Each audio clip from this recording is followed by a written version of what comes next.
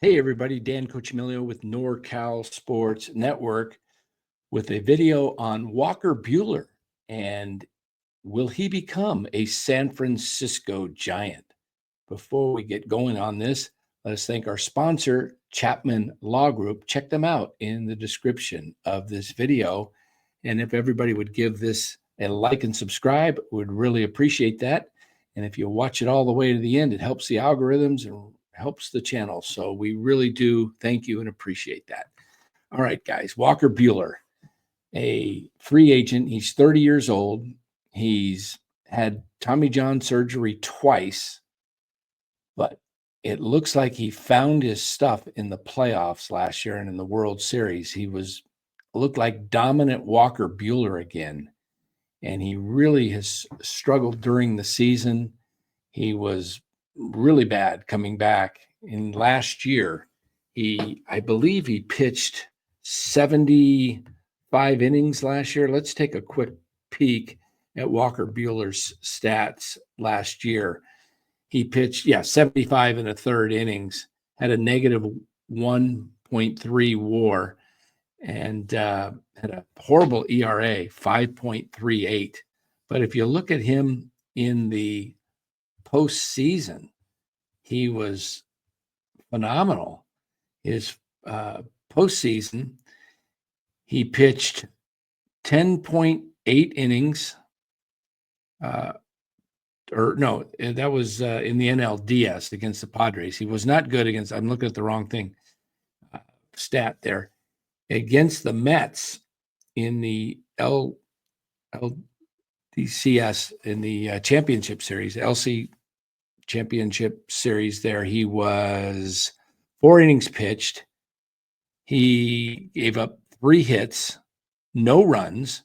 And then in the World Series against the Yankees, he came in and he pitched 2 games. He pitched a total of 6 innings, again, giving up no runs.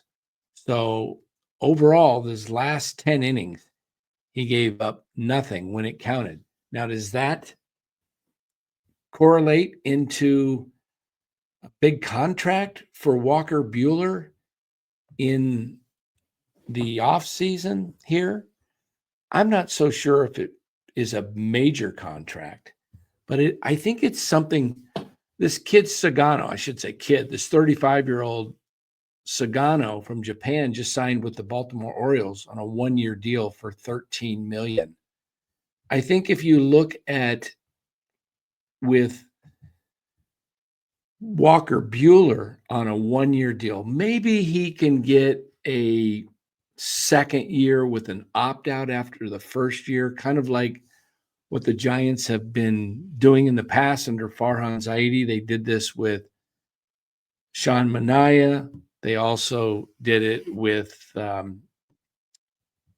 I just drew a blank here. The other pitcher from the Dodgers that came to the Giants. Anyway, it'll come to me. But they gave him a 2-year deal with a 1-year opt-out as well. And it didn't work out for him either. The Giants ended up actually trading him.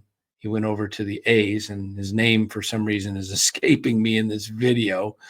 But Walker Buehler, I think a 1-year deal, maybe again a second year with an option. But if you look at Walker Buehler and what SpotTrack says about his salary, they're estimating him at an average salary of $3.8 million. I think that's kind of low. I think Buehler might be closer to the 8 to 10 million per year. And if you can get him at 3.8, that's a steal. But I think he's going to be closer to that 10 to 12 million a year, it would be my guess.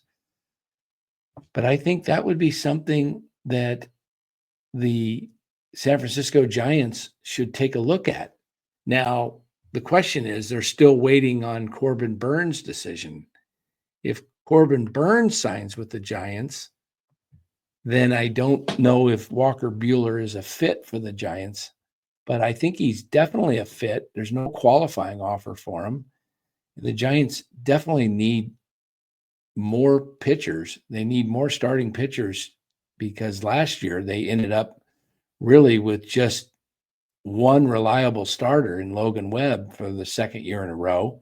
Guys keep getting hurt, so you got to add more fire. You got to add more arms. So I think Walker Buehler would be an excellent pivot if the Giants do not get Corbin Burns.